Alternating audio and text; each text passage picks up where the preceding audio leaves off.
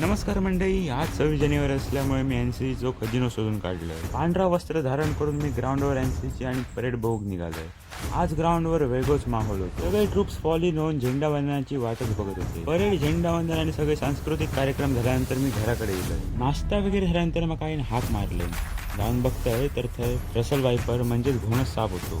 ते का आम्ही ओळखीच्याच काकांकडनं रेस्क्यू करून घेतलं. त्याचो कार्यक्रम आटापलो तोपर्यंत मोस्ट अवेटेड पार्सल इला. परेड कॅप्चर करूसाठी खास मागायलंय, पण परेड वगैरे संपल्यानंतर इलो. पार्सल इले त्याच्या जागर अनबॉक्स करून जात पडताना गेली.